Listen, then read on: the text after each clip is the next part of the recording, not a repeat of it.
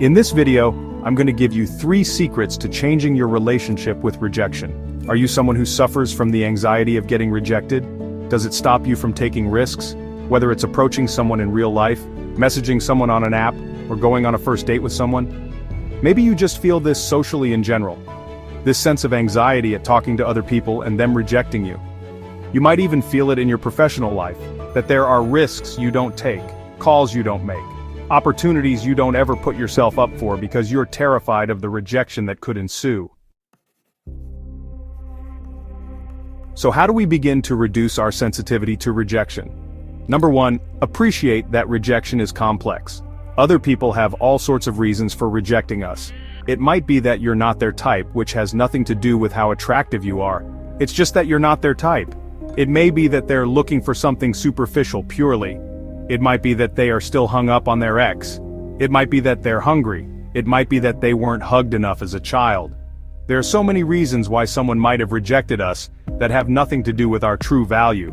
But what we do in those moments is, our ego takes our biggest insecurity, the way that we are terrified that we're deficient, and it makes the rejection about that. Of course, they didn't like me because I'm not pretty, I'm not interesting, I'm boring, just as I had suspected. They don't like me because I'm too old. We take our biggest insecurity and we make that the entire story. Even as you're listening to this, there will be some people who are going, but that is the story. That's what our insecurity does. That is the story. Let's just play a thought experiment for a moment. If someone decides that you're not for them because of your age, that to me isn't even as simple as you got rejected because of your age. That person has a story in their head about age. There are so many factors that have been leading up to this moment for them that have created a story about age that make them your wrong person. If someone decides to reject you based on a physical feature that they don't like and you think, oh, see, I'm not pretty enough, you're dealing with a complex story there.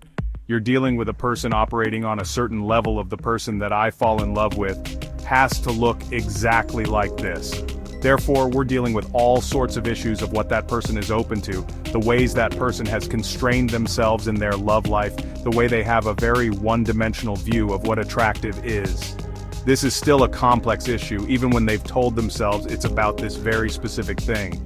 So don't just take your thoughts less seriously, take their thoughts and judgments less seriously too. Number 2, root your value in your character. When we are rooting our value in these superficial factors that we ultimately don't control, we are always going to feel vulnerable.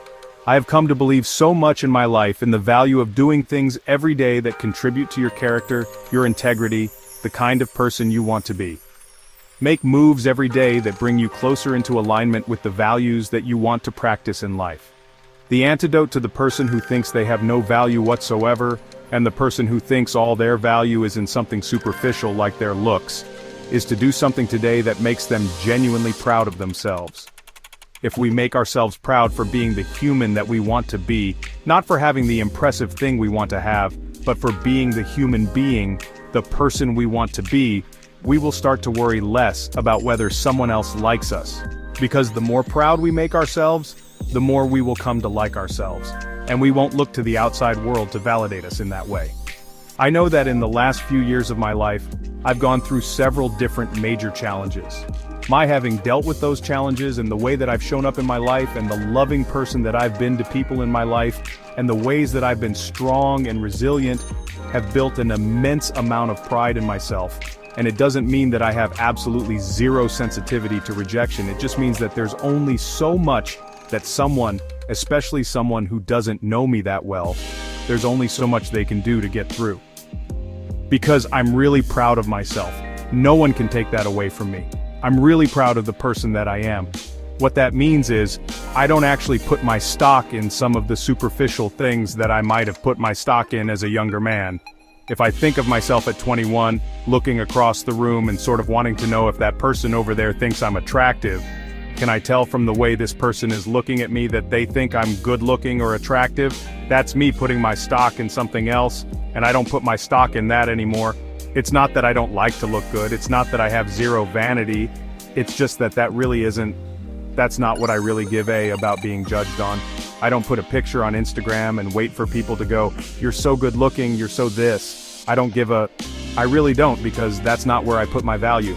And so, at some point we all have to ask ourselves, where am I putting my value? Am I doing things each day that add to my sense of value because I'm being more and more of the person we want to be? That pride in ourselves, it's not free. We all have value intrinsically as human beings, I'm sure we all believe that. But that doesn't mean that liking ourselves is free. We don't just wake up one day and go, I like me, unless we're doing things that make us proud. And it's all those little things that we can do that, whether it's the way we show up for our friends, if it's instead of focusing on pouting in a social environment, it's actually focusing on going and connecting with someone, being brave and saying hi to somebody or smiling at somebody. Jameson put it beautifully earlier. He's not valuing your symmetry, but valuing your smile. How much can I actually be an approachable energy in a room? How much can I be kind or add to that sense of fun in the room? Can I go to the gym today, an act that will make me feel proud of my discipline? When we're proud of ourselves, we're not looking for it from the outside world in quite the same way anymore. Secret number 3 to galvanizing ourselves against the negative effects of rejection is to go slow to go fast. Rich Roll, the now world-renowned podcaster and ultra-athlete, talked about his days in recovery from alcoholism. He said that there was a time in AA where it felt like everyone was kind of overtaking him. His friends were achieving things and going places and making things happen, and he was stuck in AA meetings. But his time in AA meetings, who he became, the ways he became proud of himself, the confidence he built in a very grounded way, that laid the foundation for the success that came later on a longer timeline. I think our love lives are like that too. I think that there is this feeling that when we are working on ourselves in the more subtle ways that don't always get noticed immediately, we're getting left behind. That person who looks a certain way, who has that Instagram profile that makes them look extraordinary and beautiful and sexy and gets lots and lots of attention, that they're somehow winning that race and we're getting left behind. I actually don't believe that. I think that the really courageous thing to do is to start proactively working on ourselves in ways that no one else can see, but have the faith that will attract someone of true substance in the long term. Because when someone who has done the work sees someone who has done the work on themselves, that person stands out, perhaps more subtly, but much more profoundly. And that then becomes the basis of a real and lasting relationship. It's not about trying to attract the maximum number of people. It's about becoming a person of value and then finding someone who uniquely values what you have to offer. Leave me a comment, let me know what you thought of this video. Don't forget to like and subscribe to this channel. Hit the notification bell so that the next time a video comes out, you get notified.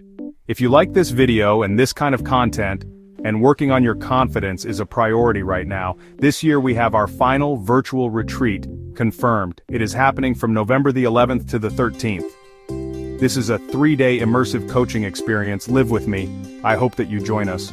Right now we have a very special early bird offer where we give you access to the cheapest price that anyone is going to get for the virtual retreat. And there are also some exclusive bonuses for that group of people who get in while there's still time. Go over to mvirtualretreat.com to claim your early bird ticket. I will see you over there.